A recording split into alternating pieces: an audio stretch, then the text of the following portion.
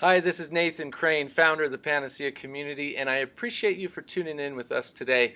This summit is dedicated to bringing you real-world practical advice and inspiration for living more self-reliant, connected, and sustainable. It's about building skills for the new world and helping each of us realize our place on this beautiful planet we live on. So today I'm super excited to introduce our speaker, Paul Lenda. Paul is a conscious evolution guide, writer, speaker, workshop facilitator, and life coach wishing to provide an integral role in one's personal transformation and the collective social transformation of humanity. Paul has degrees in business and psychology, over a decade of experience in spiritual practice, a drive for esoteric knowledge, and strives to see and understand the wider horizon of reality. Paul, thanks so much for joining us. Thanks for having me, Nate. Absolutely. I'm looking forward to today's conversation. I know you have a lot of great nuggets of wisdom to share. So let's dive right in. Let's do it. So today we're talking about creating a localized and regenerative society. So Paul, I guess my first question is, what does a regenerative society look like in your eyes? To me, I like that there is this focus on sustainability and living lives in a sustainable way.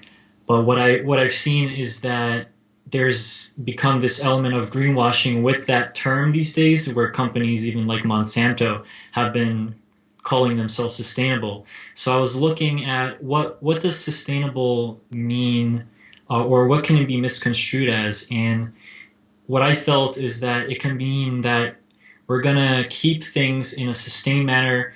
For example, CO2 levels for the past 2 years, they haven't been rising. They have been just static. And that sounds great, but if we kept that level, if we kept it at sustain that level, we would still be on par for having cataclysmic events occur as a result of that. So what I look at is regenerative. I heard this term regenerative, and I looked into it, and to that, it sounds like a more encompassing term as to what we should strive towards. And that means replenishing. You plant trees, for example, and you let them grow, and you will let them replenish after some time. You're not going to just cut them down after a year or 10 years. We're going to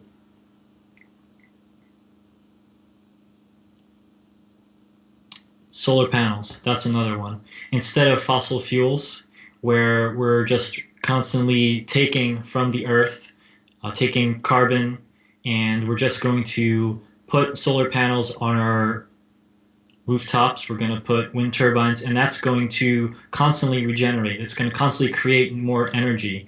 And we just put an initial investment out, and then for a very long time to come, the net outcome is going to be a lot more energy put out than is taken away.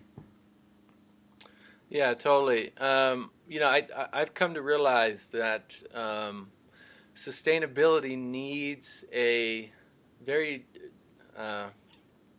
simple and defined understanding of its true definition, because just like you said, there's large corporations that are saying, yeah, we're sustainable, and it's because maybe they put in low flush toilets, or they decided to use a little bit less plastic in their packaging. And while all of those things are good, the reality is they're not sustainable, but they are another step towards sustainability. So I don't want to sound, watching how much electricity you use, watching how much water you use, driving a much more efficient vehicle that uses less gas or maybe uses battery. It's all definitely a step in the right direction, yet it's also, none of that is truly sustainable. And that's something that I think is important for all of us to understand, because the true definition of sustainability means something that can continue indefinitely. So let's take a battery-powered car, for example, right? Definitely more sustainable than, let's say, a car that runs on fossil fuels. How much more sustainable? It's hard to tell, but let's look at that car for example. Now, what does it take to make that car? Well, right now it takes machines, it takes factories and plants, it takes mining the earth for minerals and metals, it takes fabricating, it takes painting, it takes all these different things, which all in and of themselves are not sustainable. They are polluting the earth and putting toxins back into the earth and destroying the earth. So again, as we start shifting our consciousness towards sustainability, for me, I tend to stick with the true meaning of sustainability is, can it continue indefinitely? Can manufacturing that car continue for the next 1,000 years, or 2,000, or 10,000, or 100,000? Absolutely not. It absolutely could not, because we would destroy the planet in doing it. So it's not sustainable, but it's a better step, just like solar panels, right? They are not sustainable in its true definition. They could not continue indefinitely. They need maintenance, they need repairs, they need new parts, they need, again, manufacturing and mining the earth of precious minerals and metals and lots of water and all of that. Yet, they're way better than running electricity from, oil plants, for sure. So I love that you said regenerative, because it helps us to think a little bit differently, because nature, if left alone, totally regenerates itself, right? Yeah. It does everything it's designed to do, which is not only to regenerate, but to be in complete abundance, so that it has more than enough of its own diversity to thrive indefinitely, right? So modeling nature, I think as what you're saying is, gives us a really good, viewfinder for understanding regenerative sustainability. Yeah, and nature has been at this game for billions of years, way longer than we have. They have perfected the art of efficiency. So, looking at biomimicry and creating biophilic architecture, looking into nature as our teacher, is, I think, the best way for us to reach that optimal state where we're not producing things that are deteriorating to such an extent that we eventually come to a point where we don't have resources to produce those things anymore. And another thing I wanted to just mention from before about the regenerative things that we can be doing, France, was it France? The Netherlands, I'm sorry. They've been creating these solar paneled bikeways, Right, yeah. and they've created 70 kilowatts per meter, which is way more energy than they even expected. And that's just something that's passively generating energy, and people are not creating more CO2 pollution because they're driving their bikes. And things like that. Or there's a town in France, they just got rid of all their billboards and they planted trees instead Nice. where the billboards used to be. And that creates more oxygen, it purifies the air, it's things like that are examples, I would say, of a regenerative society. And with the bikes themselves, that creates an element of localized culture, where you're not taking a car and driving an hour to work, but you're able to drive your bike and you're not producing any pollution as a result of being more localized. Totally. So you also talk about decentralized localization. What do you mean by that? So decentralized, I feel that people are sovereign beings and that we should empower us and bring power back to ourselves rather than put it into external hierarchies that would have this centralized, standardized control from the top down for society, and creating these separate nodes of community that are able to provide for themselves for most of their needs and wants, and be able to trade with local other communities would go a long way towards lowering our footprint on the planet and empower people to feel that they're self-reliant. They're able to create their lives, and they feel empowered that they're able to um, provide for themselves, and they wouldn't have to feel like they have to rely on the state or some larger entity or corporation in order to thrive on this planet. So how do you see? I mean, most economists, most politicians, most people that investors and business owners and so forth are concerned with economic growth in their country as well as global economic growth. I mean, they're looking at what ways to increase profits and how to grow their business and how to reach more people and all of these things, which in the economic system we have here in the United States, in many countries, it's set up so the more money you make, kind of the more you can do with it. So how do you see more of a decentralized, localized economy affecting the global economy? And what would you say to people who are concerned about, maybe not, or who are having concerns about that situation? Well, I hate to break it to the world, but the stark reality is that infinite growth on a finite planet with finite resources is just illogical. It can't happen. And that could be unfortunate because that may make us feel like we're not able to just consume to our heart's content. But I like to look at the approach of something called Buddhist economics, which asks the question before any business is done is this going to cause suffering, or how much suffering is this going to cost? How can I still conduct commerce and business and make a living for myself without causing suffering to someone else? And I think a strategy, a smarter strategy for measuring human progress, social progress, economic progress would be helpful. And instead of using gross national product, there have been other indexes proposed that have looked into different things that we can look at as like gross national happiness, which is something the country of Bhutan is doing. And there's other factors that we can look at, and the quality of life. The top 10 countries that are the happiest, there was an index that came out, a report a week or two ago, and the top ones are in Scandinavia and in Europe.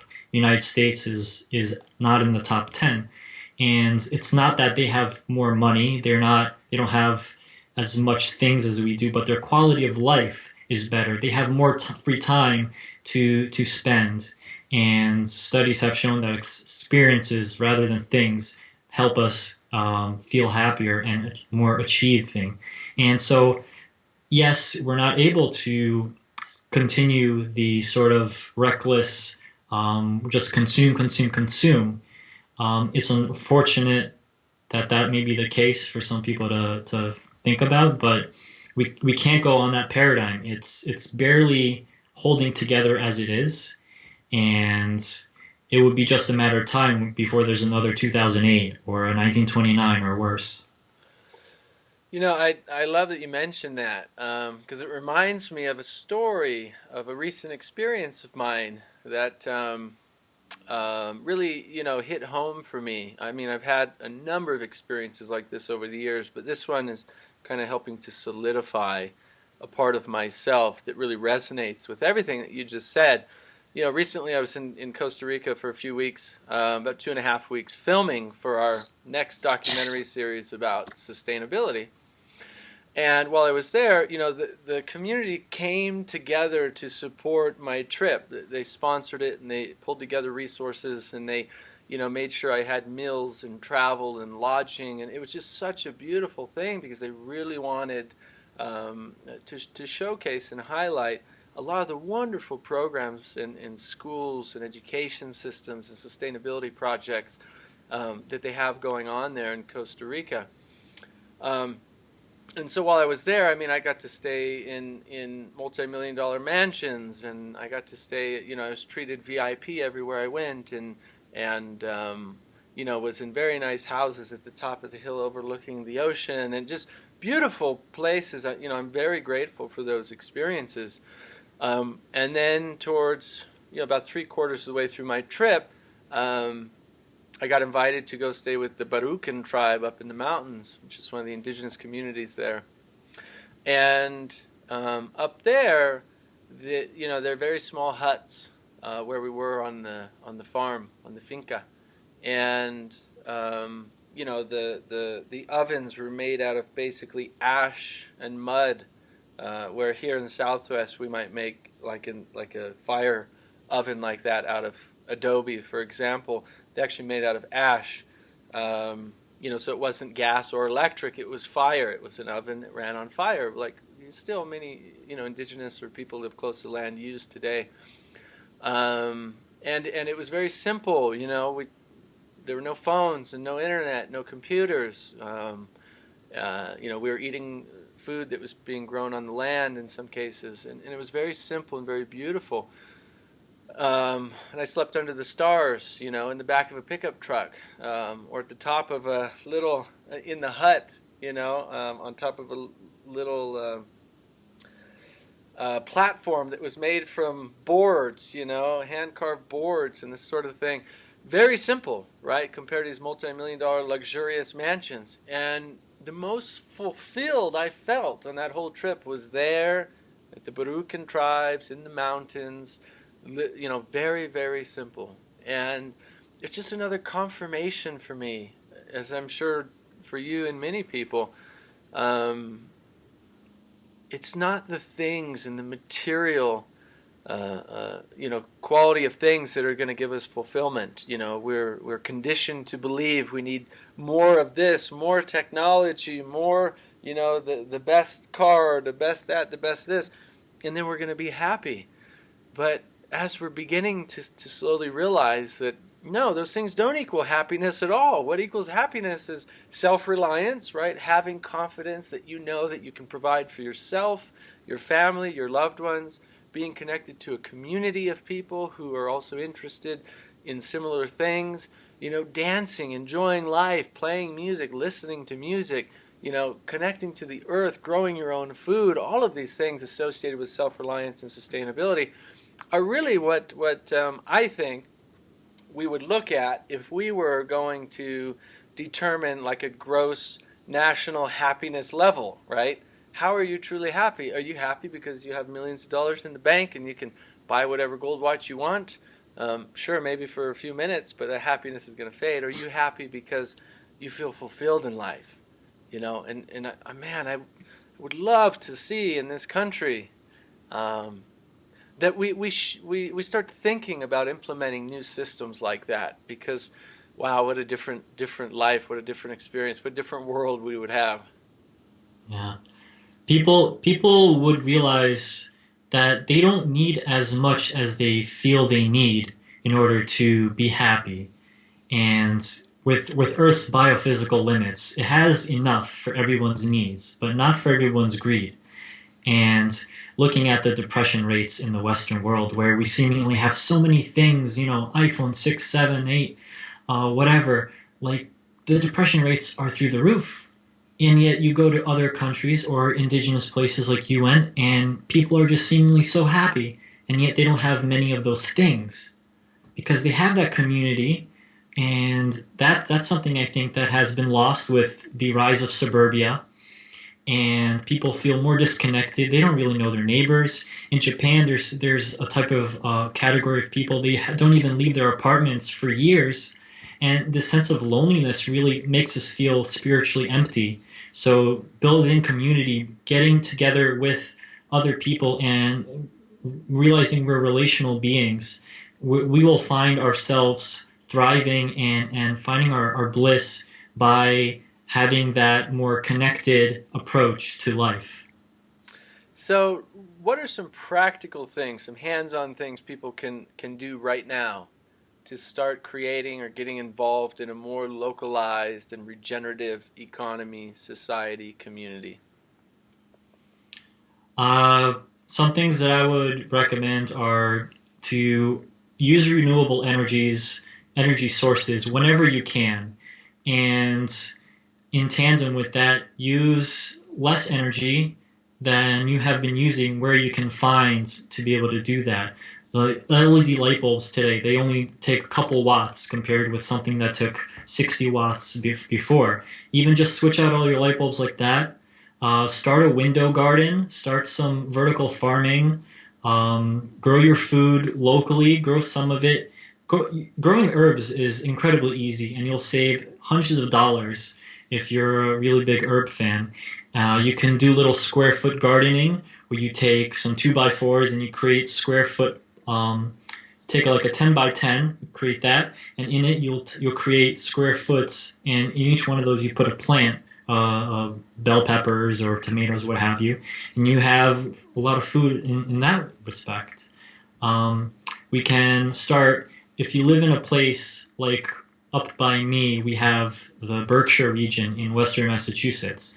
They have their local currency that's called Berkshires, and they use this alternative form of currency so that it helps promote the local businesses and the local economy, and the money stays in the community, and that helps to keep the wealth in between the community that created it in the first place.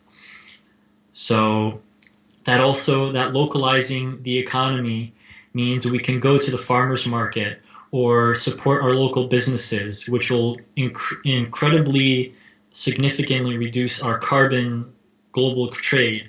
I just ate a banana today. It was organic banana from Ecuador. And I'm thinking, why should I be eating a banana all the way from Ecuador when I'm sure I could get a banana from Florida or from California?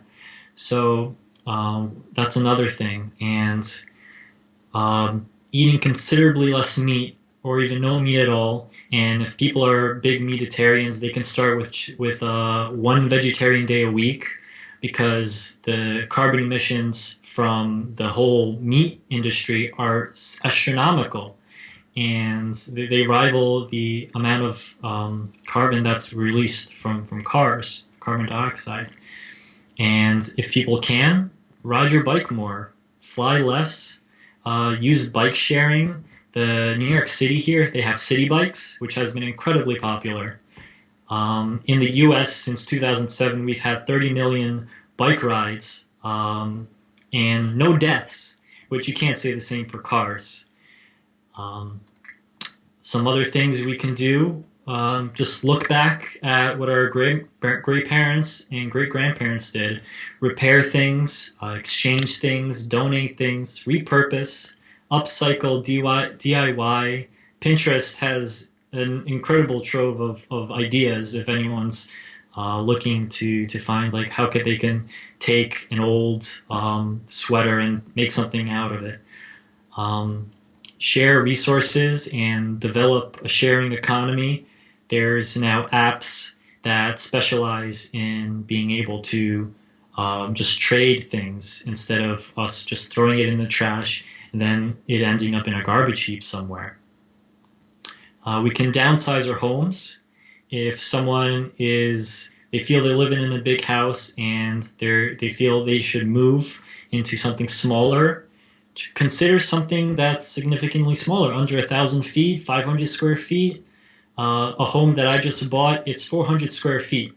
And for me and my girlfriend, it's a ideal size right now. So you would really find that having open floor plans really opens up a home that is much smaller, and it would save dramatically our energy consumption to do that. And if you do have your own home, even if you're in the suburbs, just harvest rainwater and use space-intensive agriculture. There was a documentary some years back where a family in California, they had 1/10 of an acre, yet they produced thousands of pounds of food. So it can be done if you do it efficiently. Use solar water heating for radiant floor heating and for your hot shower. Solar water heating, basically you have these pipes on your roof, and the sun just hits them and it creates extremely hot water for you. And I've got that. I have a solar shower up in Vermont, and I absolutely love it. And we can also redesign and retrofit our homes. If we live in the suburbs, we can turn our lawns with all the grass that's growing there and just being just something to look at, which harkens back to the times when the nobles wanted to show their wealth, so they just had all this grass and wasn't really useful. Just plant food there, and plant a food forest, start a permaculture garden, and you will have food for years to come in this self-contained system that will replenish and regenerate itself. And we can have our communities as areas of sustainable production. And instead of developing more suburban sprawl, we can develop more intentional communities. We can transition the current suburbs into transition towns, which is if somebody wants to look that up, look up transition towns. It's really fascinating what's happening. And the creation of more eco-villages. I know a lot of 20-somethings, people a little younger than me, they feel disadvantaged by the system. They find it's hard to even be able to live outside their parents' house. So they're looking into alternative ways of living, and eco-villages and eco-communities, intentional communities, are able to provide another way to live for a much significantly lower amount of output monetarily. And I would say, in a greater sense, we should redefine what progress means, away from a model of infinite economic growth and towards a steady state of living that operates within our planet's biophysical limits. Yet still we maintain good quality of life. There's no reason where we have to live in rags and be miserable. We can still thrive in a comfortable way, yet not live in an excessive way. Yeah, beautiful. A lot of great tips and things that people can do. And, some people watching this, I know you're doing a lot of that. And you could just add a couple more things to your lifestyle.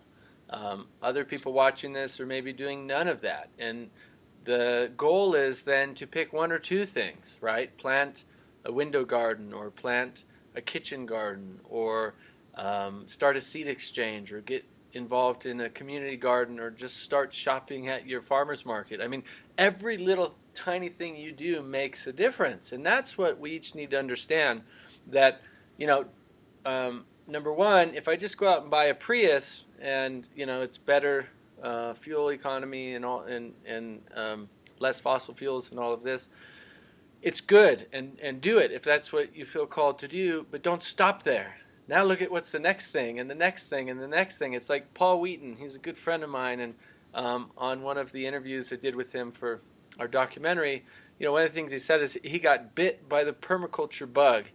And I totally know what he means by that, because those who don't know permaculture, you'll learn more about it on this summit. But permaculture kind of identifies a system of all around sustainable living that it's not new. I mean, they take principles from different indigenous ways of life that people have done for many years all over the world, and some of it's new as well, but it's organized into a really well-designed system of truly sustainable living. But it also includes emotions and community and family, in addition to buildings and food growth and water conservation and regeneration and so forth. So permaculture, something definitely to look into, and definitely to watch the other interviews we're doing on permaculture itself. But yeah, pick something and go with it and start adding more things to your lifestyle. It's like, right now I don't live totally sustainable. I mean, I wouldn't be on the computer if I did. But I know where I'm going and where I want to go and the goal I have, and so I'm taking steps to get there. Steps every day, every week, every month, little steps. And that's what each of you need to do as well. We can do every little thing to make a difference. I want to touch on what you were talking about as localized society. I think it's a solution to everything. I really do. I think it's one of the biggest solutions to everything. Simply because I've known for years now that local and seasonal eating is the best thing for your body ever. I mean, if you're eating locally and seasonally, which means you're eating a food that is in the area that you live, and it's seasonal, so you're giving your body a break from other types of foods, it's incredibly beneficial to your health, and that's how people have eaten forever until just the last maybe couple hundred years, right? Um, but in addition, it is also the biggest solution to our huge pollution problem on the planet. Because if you start eating locally, it means that you're not importing, fruits from other states or other countries. You're not paying companies to import, herbs, foods, spices, products, whatever, which means they have to travel on ships and buses and planes and trains and all these things to get to where your store is so you can buy it. You eliminate all of that. You eliminate all of that pollution and all of that waste and all of that garbage simply by eating locally. And so, again, I don't eat 100% local, but, my goal is to. And so I'm starting to take certain things out of my diet. I'm starting to, we shop a lot at our farmers market, our co-op. We grow our, some of our own food, which our goal is eventually, true localization of food is grow all of your own food. It's really what it comes down to. But if you can't, you don't have the land, definitely community gardens and farmers markets and co-ops are a huge way to support the local economy, and it solves so many issues. And you think, well, what about those people who have jobs? Yeah, they will find other things to do. There are so many new opportunities arising right now that are available to everybody in this kind of new world paradigm that's happening. And then also new economy models, economic models, financial models. There's trade. There is, gift economies. There's so many different ways to get the things that you need and to help other people get the things that they need, other than just go to work, get money, and go buy what you need. It's an outdated, broken, old paradigm model that needs an overhaul. And obviously that's what many of us are working on fixing, because that solves a lot of our global issues. I just, I want to share a few websites with everybody. Paul's website is shift.is. So it's www.shift.is. Shift.is. Also, you can find his book on there, on his website. It's called The Creation of a Consciousness Shift. And it's a book that he's put a lot of time and energy into, and I encourage you to take a look at it. Also, take a look at his website. They've got great articles and information and inspiring content. That's shift.is. I also want to share another website. If you missed any of the interviews during this period, this broadcast period, you want to own the Self-Reliance Summit, you want to watch these again and again, there's an ownership option. It's theselfreliancesummit.com/upgrade. And there's probably a button somewhere on this page you can click that'll give you all the details. And thirdly, I want to share a transformational festival experience that we are building here in Santa Fe, New Mexico, that we're inviting you out to. If you want to learn how to live more sustainably, how to be in community, how to develop new skills for the new world, sustainability skills, self-reliance skills, basket weaving, how to make your own baskets out of salt cedar and willow, how to make your own medicine out of herbs that you find, how to find herbs that are healing and natural, and then also amazing music and dance and art and different sustainability things going on, then come to Unify Fest in Santa Fe. It is a 4-day transformational festival. Really learn how to be in community, to develop skills, and also have just a really badass, amazing time, fun time doing it.